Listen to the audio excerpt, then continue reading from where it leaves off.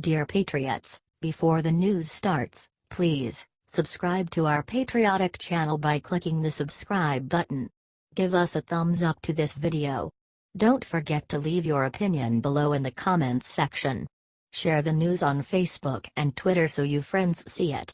Thank you. Trump's new hire declares immediate plan for all remaining Obama loyalists in D.C. swamp.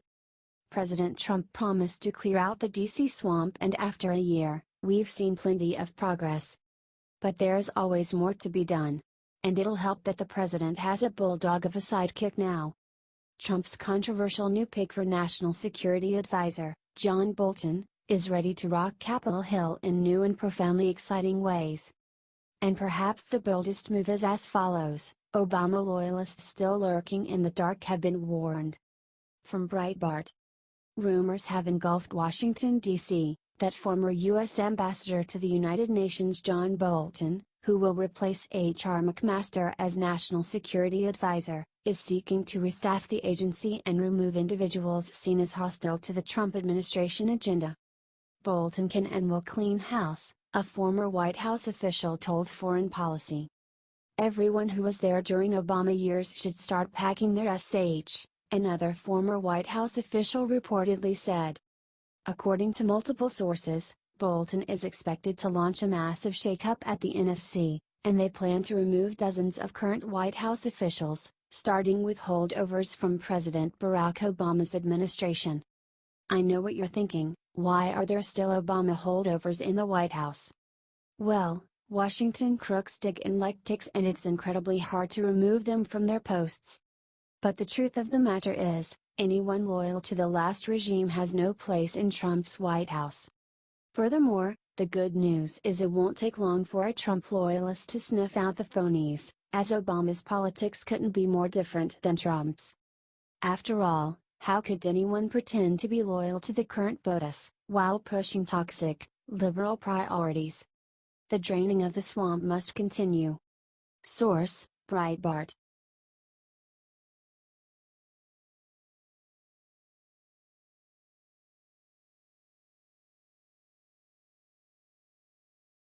Breaking agents make shocking discovery at the Mexico border.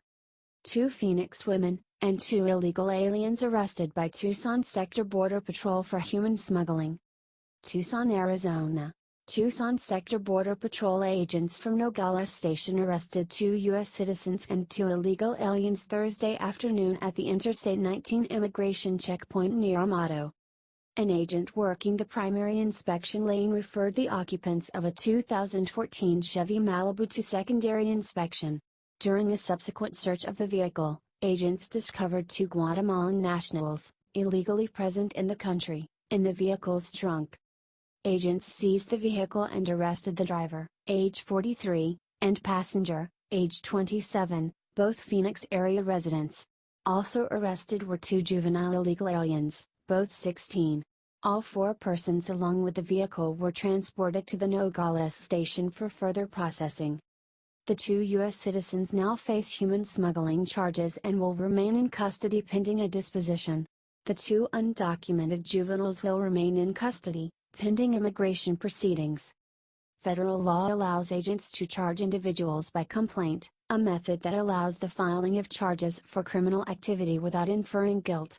An individual is presumed innocent unless and until competent evidence is presented to a jury that establishes guilt beyond a reasonable doubt. U.S. Customs and Border Protection officials welcome assistance from the community. Citizens can report suspicious activity to the Border Patrol and remain anonymous by calling 1-877-872-7435 toll-free. Reporting illicit activity could result in saving someone's life. U.S. Customs and Border Protection is the unified border agency within the Department of Homeland Security charged with the management, control and protection of our nation's borders at and between the official ports of entry. CBP is charged with keeping terrorists and terrorist weapons out of the country while enforcing hundreds of U.S. laws. Source: U.S. Customs and Border Protection. God bless.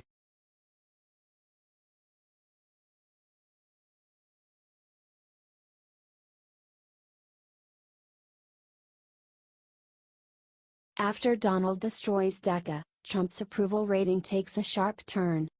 President Trump continues to fight for Americans against a dishonest media. Left-wing advocates slander the administration.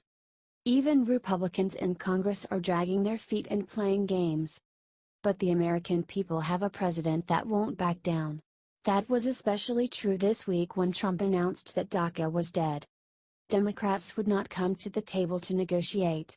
They've left DACA recipients in the lurch. All because Trump wanted to work with them. Now the American people have spoken. And Democrats should be very nervous. From Rasmussen Reports. The Rasmussen Reports daily presidential tracking poll for Monday shows that 50% of likely U.S. voters approve of President Trump's job performance. 49% disapprove. Most GOP voters want their party to follow Trump, not Senate Republicans. Democrats and liberal activists are angry at the Trump administration for adding a citizenship question to the upcoming 2020 U.S. Census. But 2 out of 3 Americans, 66%, agree that the census should ask respondents whether they are citizens of the United States. 50%. That's the highest it has been in a long time, and finally the tide seems to be shifting towards him as he delivers on his promises to the American people. Americans' views on recent events have tracked with Trump, not the Democrats. After Stevens' insane article calling for the end of the Second Amendment, Americans came out of the woodwork to decry it. Even issues like the census are helping Trump. Democrats fight him on almost every topic. It only makes them look weak and pathetic. They refuse to cooperate with the president.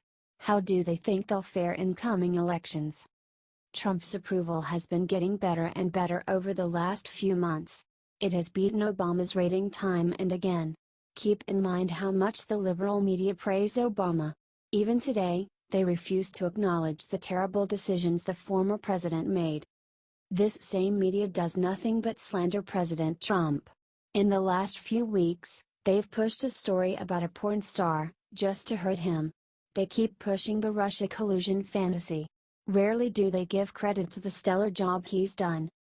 Yet even with all that fake news, Trump's rating is high. Higher than Obama's. Imagine what it would look like if the media was honest. All this is shaping up the midterm elections. With Trump's approval rising, his supporters in Congress might get a huge boost.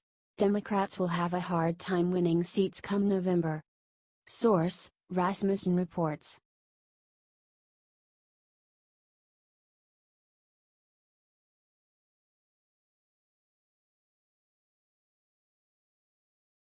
Monday monsoon President Trump wakes up and obliterates anti-American forces.